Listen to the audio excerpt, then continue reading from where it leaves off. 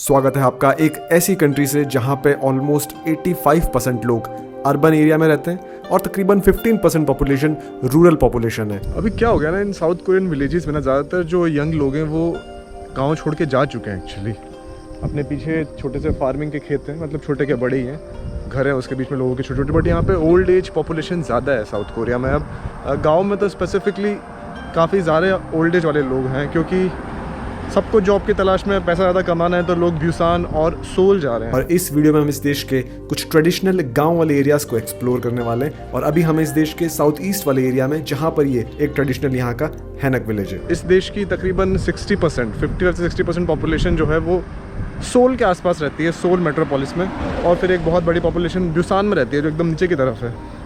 तो हाँ, ये इनके गाँव का एक चैलेंज है, और चैलेंज नहीं भी है, मतलब हर देश की अपनी अपनी कहानी होती है। इनकी यही है, काफ़ी अर्बन है, काफ़ी अर्बन लोग हैं, तो ये यहाँ की रियलिटी है। ये तो अपने आप में बहुत यूनिक जगह है, और पहाड़ों के बीच में बेहद ही खूबसूरत बसा हुआ है ये पूरा का पूरा। वहाँ पे एक अंकल काम कर रहे हैं अपने बूढ़े से। पर एक चीज़ जो साउथ कोरिया की सुनी थी और कई जगहों पे पढ़ी थी आने से पहले, कि यहाँ का इंफ्रा बहुत अच्छा है, इंफ्रास्ट्रक्चर बहुत इनका टॉप नॉच है। तो यहाँ पे आके भी अपन देख रहे हैं, सोल से इतने दूर हैं अपन, और छोटा सा शहर है, उसके अंदर भी छोटा सा गाँव है। यहाँ पर भी रोड्स, ट्रैफिक लाइट्स, फुटपाथ्स, सब कुछ बहुत बढ़िया बने हुए हैं। तो ये एक बहुत अच्छी बात है इस देश की, और इंफ्रास्ट्रक्चर अच्छा रहता है तो ये अच्छी चीज़ रहती है for peoples connectivity, which is a good thing. Obviously यहाँ पे बुलेट ट्रेन्स भी हैं। बुलेट ट्रेन कितने देशों में, बहुत कम कंट्रीज़ में बुलेट ट्रेन्स हैं। One of the fastest train in the world है यहाँ पे, 300 किलोमीटर पर आवर की स्पीड वाली। यहाँ पे कुछ कुछ चीज़ों की खेती हो रही है, पूरा इन्होंने कवर कर रखा है नेट से।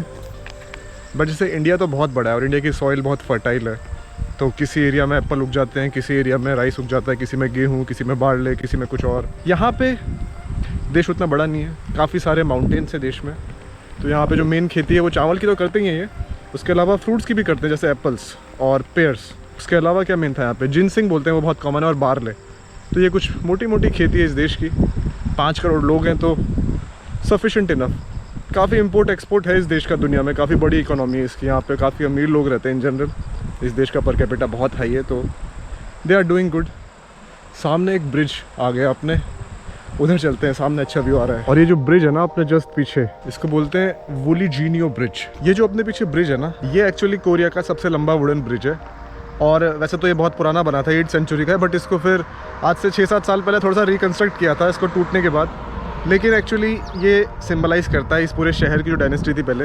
इस पूरे शहर में बहुत सारे अब बरियल टूम्स हैं बड़े फेमस, तो वो सीला डायनेस्टी के हैं। बोलते हैं कि first golden age of Korea उस टाइम पे आई थी, 7th सेंचुरी के अराउंड, 8th सेंचुरी के अराउंड।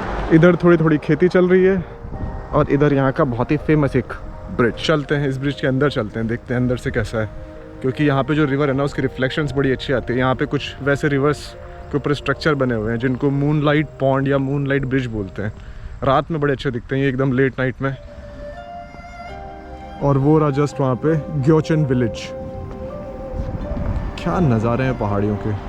बट खैर मोस्ट स्पेशल माउंटेन्स और पहाड़ियाँ तो जो है अपनी वही रहेगी, जो उत्तराखंड, हिमाचल, और मतलब हर पहाड़ी स्पेशल ही है। वो तो चलो हिमालयाज़ है, हाईएस्ट इन द वर्ल्ड, तो उनका भी एक अपना चार्म है। वहाँ बड़ा मज़ा आता है जब भी मैं जाता हूँ। I have been to Himachal and Uttarakhand many times. मुझे नहीं पता कितनी बार, पिछले 2 साल में 10 बार तो गया हूँ एटलीस्ट। बड़ी खूबसूरत है वो। नेपाल भी बहुत शानदार है, वहाँ भी गया था मैं, बड़ा मज़ा आ गया था। हर जगह अपना एक चार्म है। इसके बाद अपन ब्यूसान चलेंगे जहाँ बीचेस भी हैं, तो उनका भी एक अपना चार्म है। But then let's come back to this small village and city of South Korea. चलो अंदर चलने का टाइम है इसके। क्या डिफरेंट सा फील आ रहा है, बेहतरीन माहौल है, खूबसूरत जगह है। वही है सामने वाला ग्योचन विलेज, और सारे हैनक हाउसेस। वुलिजीनियो ब्रिज, थोड़ी सी बतकें, और आगे पहाड़ बहुत सारे। एग्जैक्टली अगर इस अपन लोकेशन की बात करें ना, तो ये साउथ ईस्ट कोरिया में है। तो जो साउथ कोरिया है, तो साउथ नॉर्थ कोरिया तो अपने लिए देशों के नाम है, बट एक्चुअल में तो ये रिपब्लिक ऑफ कोरिया है। और नॉर्थ कोरिया अपने आपको बोलता है डेमोक्रेटिक रिपब्लिक ऑफ कोरिया। दोनों अपने आपको बोलते हैं कि हम पूरा कोरिया हैं। तो जो भी है, ये कोरिया जो पेनिनसुला है ना, उसके एकदम साउथ ईस्ट में है। और वहाँ पे एक शहर है क्योंगजू। अभी बहुत छोटा शहर है यहाँ का, सिर्फ 2 लाख के आसपास पॉपुलेशन है उस शहर की, और उसमें ये एक छोटा सा गाँव है ग्योचन गाँव। तो साउथ ईस्ट कोरियन पेनिनसुला में अभी अपन है। पूरे देश में बहुत पहाड़ हैं, यहाँ पे ऑलमोस्ट 70% पहाड़ वाला एरिया है, और 30% इनका लैंड है जहाँ रहते हैं, तो इसलिए पॉपुलेशन डेंसिटी अच्छी खासी है। जो बड़े शहर हैं सोल, या ब्यूसान, इन सब में काफ़ी लोग रहते हैं। दे आर नॉट लाइक ये छोटे मोटे शहर हैं, बहुत बड़े शहर हैं। सोल तो बहुत बड़ा शहर है ही एक्चुअली। सोल की पॉपुलेशन 1 करोड़, सोल मेट्रोपोलिस की पॉपुलेशन 2.5 करोड़।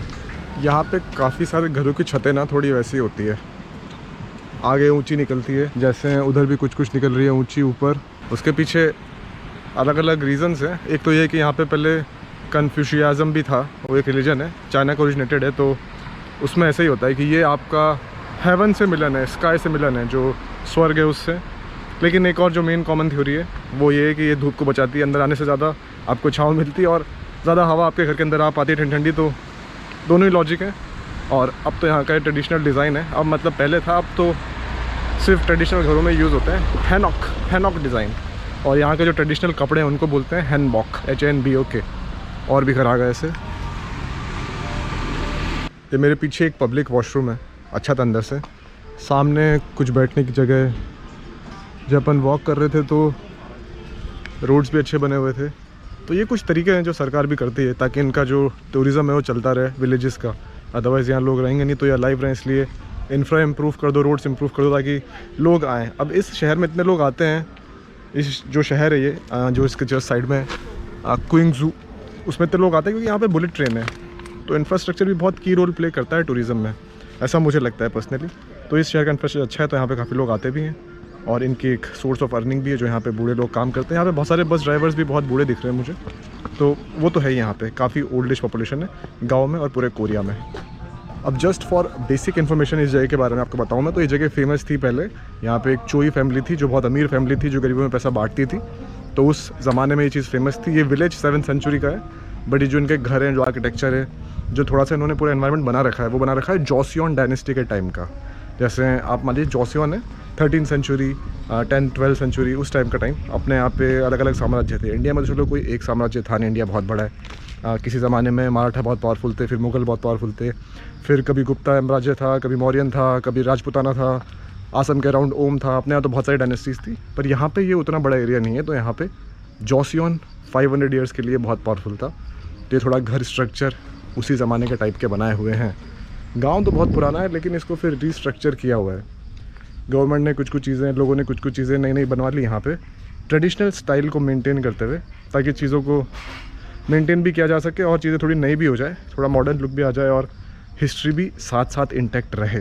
ये जो अपने साइड में घर है ना लेफ्ट में, इसमें एंट्री अलाउड है, इसमें आप जा सकते हैं। बाकी घर तो जो हैं या तो कैफ़ेज़ हैं या एयरबीएनबी है या प्राइवेट घर हैं, प्राइवेट जो लोगों के घर हैं उसमें तो आप जा नहीं सकते। बट इसमें एंट्री अलाउड है क्योंकि ये यहाँ के बहुत फेमस आदमी है। घर में आप पढ़ रहा हूँ उसके बारे में, चो नाम था उसका, और बहुत अमीर था वो, और काफ़ी उसने लोगों की हेल्प की, तो काफ़ी फेमस है वो यहाँ की पुरानी कम्युनिटी में। और वो डेट है 1799 लिखी हुई है यहाँ पे। मुझे पता नहीं नीचे क्या लिखा हुआ है यहाँ पे, बट आई थिंक मोस्टली वो होगा कि डू नॉट एंटर। इनके पुराने घरों में नीचे थोड़ी जगह छोड़ते थे, ये लकड़ी के होते थे। इनमें थोड़ा सा हीटिंग के लिए रखते थे नीचे, ताकि थोड़ा लकड़ियों के नीचे जगह रहे, तो अगर कुछ हीट करें तो सेंट्रलाइज्ड हीटिंग सिस्टम बना सके नीचे पुराने टाइम पे, क्योंकि यहाँ ठंड बहुत पड़ती है। ये इस टाइप के दरवाजे देख के मुझे थोड़ी थोड़ी याद आ गई उनकी डोरेमोन, कितारेत्सु, और बड़े तगड़े तगड़े कार्टून्स थे जापानीज़ के। कोची काम में बड़ा अच्छा था, परमैन बहुत फेमस शो था।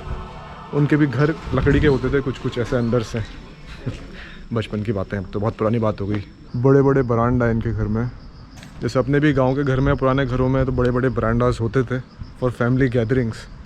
यहाँ पर भी वही चीज़ है, लेकिन अब जैसे जैसे शहर बड़े होते गए, पॉपुलेशन बढ़ती गई। सोल में भी सेम स्काई स्क्रैपर्स ऊँचे ऊँचे, अपने यहाँ पे दिल्ली, मुंबई, कलकत्ता, चेन्नई, इन सब में ऊँचे ऊँचे घर हैं। बट हाँ, इन सब गाँव में they had a concept of big veranda. घर तो बड़े अच्छे साफ़ सुथरे रख रखे हैं इन्होंने। तो चलो इतनी पॉपुलेशन बची नहीं यहाँ पे, बट इस गांव की खास बात ये कि इन सब घरों में, कुछ घरों में अब भी लोग रहते हैं, क्योंकि अब यहाँ पे तो बहुत सारे विलेजेस अबेंडेंड हो ही चुके हैं। ज़्यादातर विलेजेस में ओल्ड एज के लोग ही रहते हैं, यंग लोग जा रहे हैं शहरों में। तो यहाँ के घरों में अब भी लोग हैं इस गाँव में, और कुछ गाँव में they are preserving their tradition. अब कब तक करेंगे कब तक नहीं पता नहीं। अब तो इनकी पॉपुलेशन भी डिक्लाइनिंग रेट पे है, क्योंकि इस देश का आर फैक्टर जो है, रिप्लेसमेंट फैक्टर, वो 0.7 ही रह गया है। अगर हर माँ 2 बच्चे करती है, 2.1, तो कंट्री की पॉपुलेशन बढ़ती भी नहीं है, गिरती भी नहीं है। लेकिन अगर उससे कम हो जाए तो फिर पॉपुलेशन डिक्लाइनिंग रेट पे आ जाती है। इंडिया की अब लेटेस्ट 2 के आसपास है, बट यहाँ पे तो 0.7 ही है, जो कि बहुत लो मानते हैं। पर आपको पता है यहाँ की सरकार इन सब गाँव का टूरिज़्म या थोड़ा बहुत इनको सपोर्ट करती है, मतलब थोड़ा बहुत मतलब करती है सपोर्ट, ताकि यहाँ पे थोड़े बहुत म्यूजियम्स बन सकें, हिस्टोरिकल चीज़ें रह सके। लेकिन सरकार नहीं चाहती कि हाउसेस भी पूरे सारे अबेंडेंड हो जाए, गाँव ख़त्म हो जाए। तो स्लो टूरिज़म जो होता है ना, लेजर टूरिज़म, आप आराम से घूम रहे हो किसी जगह पे, उस टाइप के टूरिज़म को यहाँ की गवर्नमेंट सपोर्ट करती है ताकि लोग यहाँ के गांव में जाएं, पीसफुली अपने कुछ दिन बिताएं। तो हाँ, यहाँ पे अब भी टूरिस्ट आते हैं, इसलिए अब यहाँ पे बहुत सारे जो ये हैनक हाउसेज़ हैं वो कैफ़ेज़ में या फिर एयरबीएनबी होटल्स में कन्वर्ट हो गए, और कुछ कुछ में लोग रहते हैं। जैसे वो वाला एक हैनक हाउस या होटल ही है ना, वे होटल एंड कैफ़े, और इस टाइप की टैक्सीज चल रही है इस छोटे से गाँव शहर में। यहाँ की एक कैफ़े में बैठ गए थोड़ी देर, कैफ़े लाते ऑर्डर किए मैंने गरम, 5000 वॉन यानी 350 रुपये के आसपास की, बट ठीक है, एक कॉफ़ी ब्रेक तो बनता है, काफ़ी वॉक हो गया। अच्छी कैफ़ेज़ है यहाँ पे, थोड़ी कॉस्टली है, but then where to keep this. Thank you.